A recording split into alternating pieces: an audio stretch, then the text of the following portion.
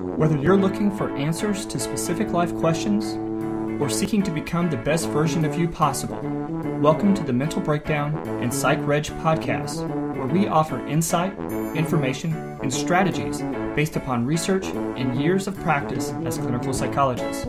So sit back, have a listen, and get connected with our hosts, Dr. Berney Wilkinson and Dr. Richard Marshall. Welcome back, Richard. It's Friday. Today's podcast is for Friday, and we're going to be talking about, well, this is another article column from Ryan Holiday, right? And it's about how to change the story in your head that's stopping you from succeeding. Mm-hmm. And again, this sort of is helping to round out our week on success, Right. by talking about some things that some ideas or some perspectives or sort of the blueprint that we have in our head about what success is or how to get this to success, mm-hmm. and how we might need to change or adjust that so that we can really find the success we're looking for. Right. And this makes me think about the first article we discussed this week, mm-hmm. about the 7-second right. issue, is that you don't think about the Super Bowl, right. or the World Series. You don't think about the entire game. Right. You think about this single play. And right. the wonderful thing about 7 seconds is that a football play lasts about 7 seconds. Mm-hmm. I was thinking about this. So does a pitch in baseball. Mm-hmm. Pitch to you is a field you play on. Right. But in baseball, mm-hmm. a pitch lasts about 7 to 10 seconds. Right. So it's the same thing. It's one pitch at a time. I'm gonna watch some tennis videos today because I suspect that a point in tennis is about that same amount of time. Mm-hmm. It takes about 7 seconds. For some, if you get a longer rally, it's never more than a few seconds. I mean, 10 or 12 or 15 seconds. Right. Right? Yeah. And so the 7-second rule probably applies across sports. Mm-hmm. And so when I read this article, I thought, oh, he's talking about don't tell yourself the whole story. Don't right. go for the grand, this mm-hmm. this large story. And he talks about Napoleon, right. The grand strategy, right. that he had this grand strategy of, which led to a number of important victories, but also eventually led to his demise. Right. Okay. So think smaller units. Yeah. Mm-hmm. Yeah, not absolutely. The whole story. And I like how he started out talking about Google and YouTube, and he said that there was an event where the Google founder Larry Page was talking about how he measures entrepreneurs and prospective companies, right. and he says, I want to make sure that they are doing something that's going to change the world. Right.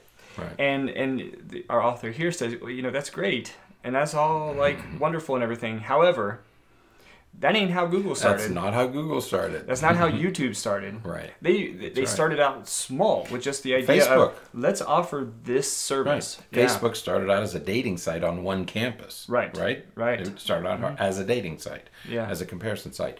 So these things start small and are accomplished in little steps. Right. Mm-hmm.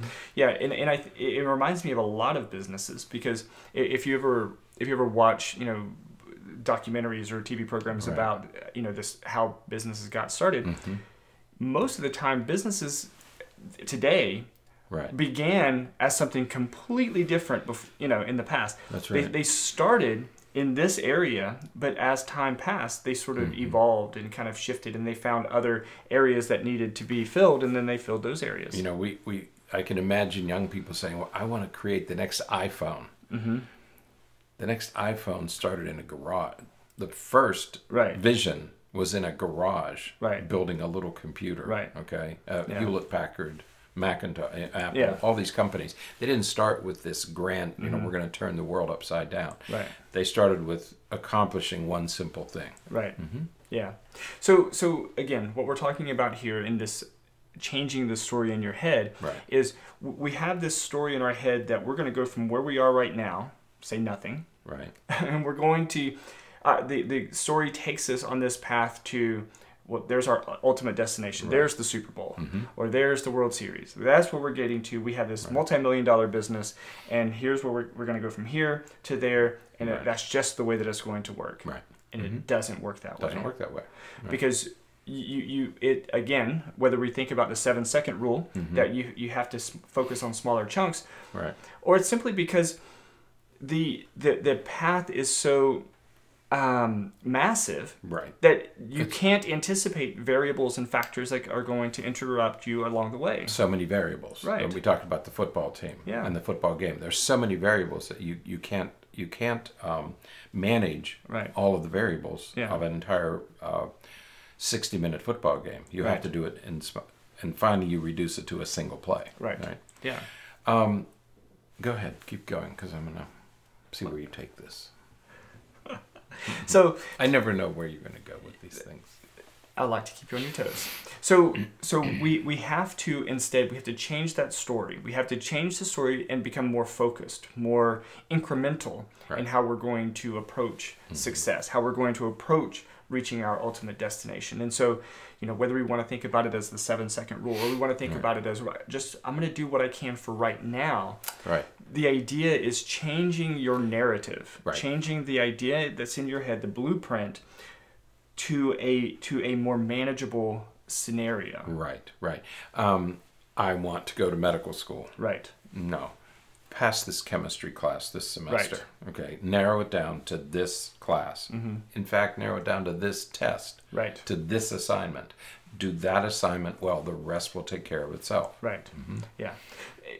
We're certainly not saying to scrap the ultimate goal. No. That keep ultimate the goal is still back Absolutely. there. Because that's why you're making these. That's why you're focusing on this single play. That's the single test. That's right. You still have that goal, but it's just not the focus. It's it's out there, and it sort of provides the general direction that you're headed in, but it's not the primary focus. The primary focus is today's test. Yep. A day or two ago, we talked about disorder and distraction are the death knell of success. If you can't sort through these tasks and say, this is what I have to accomplish today. Right. If you're so distracted by the big story, or if you can't put things in order, in some logical order, and say, okay, this is what I have to focus on today, you're not ever going to achieve success because you're going to be shooting off. You start thinking about the Super Bowl, you start thinking about the goal, getting to the end.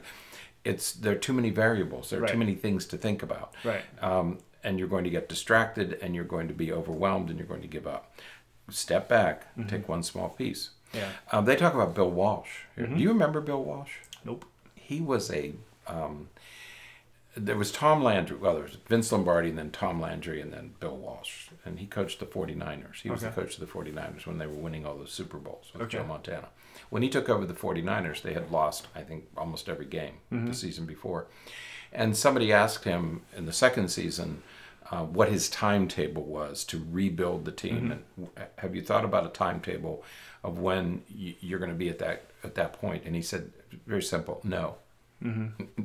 He wasn't thinking about that. Right. What he was thinking about was something he called the standard of performance. Right. Okay. And it harkens back to the 7-second rule, because it's the same concept. Right. Is you do this well. Right. And what I liked about Bill Walsh, and he was able to do this, we're talking about the late 70s now. Okay. Right. And in the late 70s, he took his team apart. He took the entire concept of football and addressed every single aspect and said, you will do everything well. Yeah. You'll dress well. You'll speak differently. You will be neat and clean and competent and excellent in everything that you do. Yeah. Remember somebody said to be good at, if you're good at everything, if you're not good at one thing, you're not going to be good at anything. Yeah. Okay. And that's how Bill Walsh approached the team. And it was how they dressed, how they act, how they talked. In those days, you could smoke in a locker room. Right. You could smoke cigarettes or drink. I used to drink in the locker room. That was cut out. Right.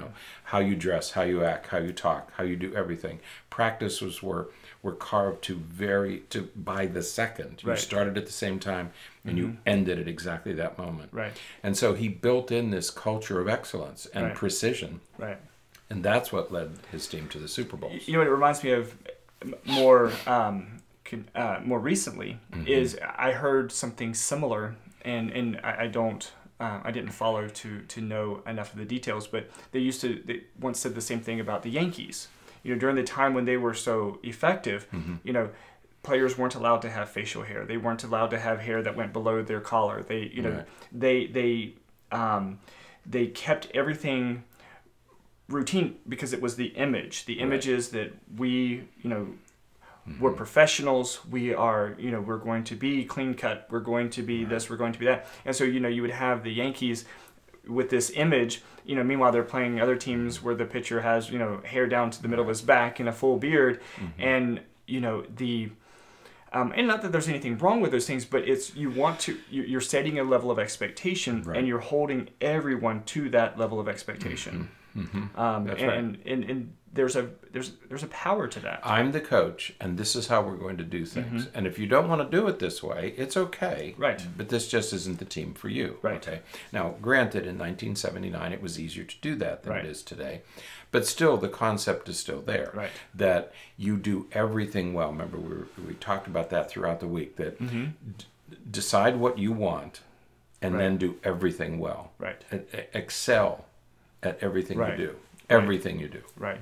And so what we're talking about is keeping control of the things that you can keep control of. Right. Again, focusing on right now, what can I do now to continue to work towards my ultimate goal? And I like how he kind of suggests the importance of taking the ego out. Right. This isn't, you're not doing it for you. Like to build yourself up or to be, to fuel your ego.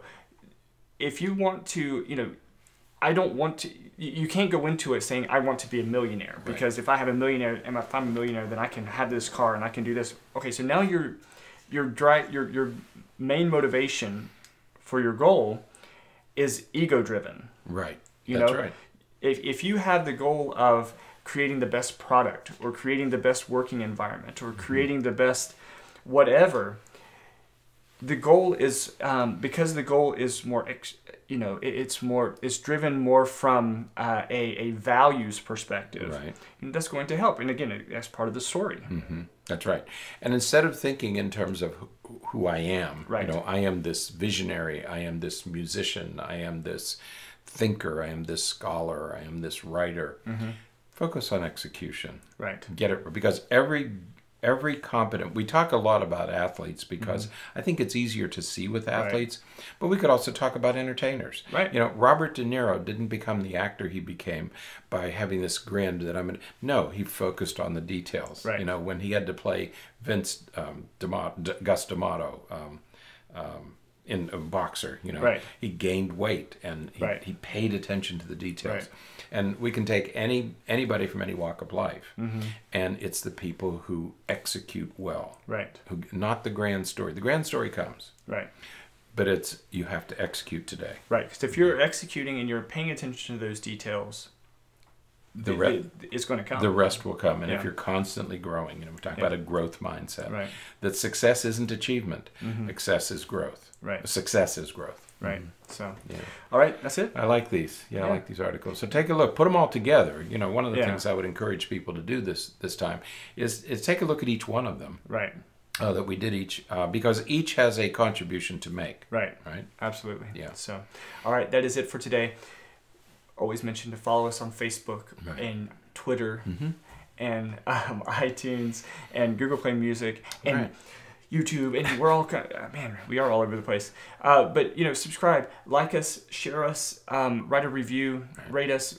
All of those are great ways for other people to find us and to take part in the conversation. Right. Follow check out our Patreon page, patreon.com/thementalbreakdown. If you have the ability, the means, the opportunity to support some of the work that we're doing, creates a little bit of time so that we can do some of the other things that we're doing and want to do. You kind of mention this in passing each time at the end, but I'd really like to get a dialogue. I'd really like to hear from our listeners. So if there's any way that you'd like to converse, talk, have a dialogue, make comments, we would really love to hear from everybody. Yeah, I'd love to hear from our listeners what your thoughts are. Compare them to ours, disagree with us, agree with us, but by all means, communicate. Yeah, one of the things you can do if you become a patron through Patreon is we now have a Discord page, and so you can write to us there. We're going to have we're building it so that there's going to be different sections, so that you can, if you want to talk about parenting or sports psychology or any of those kind of things, that we can create these different streams, so that ask a question, we'll talk to you about it, we'll respond, because we're going to be manning those that so that we can engage in those conversations. Because we have a few people who write to us fairly regularly, and it is so helpful when we get reactions. We got a reaction. Can I add this? We got a reaction on the Christmas one that we did about people, places, and things, and somebody said, "Well, what if you don't have anybody?" We're talking about buying gifts and all the 20, and I got a response from a reader who said, "I have just the opposite problems. I have nobody to buy for." Right. And that's interesting. Right. And so it educates us, it helps us to have those other perspectives, because it never occurred, didn't occur to us. Right. Okay. That there's another whole demographic out there. There's another whole group of people that we want to speak to. Right. And that response has helped me, has helped shape my thinking. So please, don't ever hesitate. Let us know. Absolutely. So, all right, that's it for today. Until next time, stay happy, stay healthy, and forget to be afraid.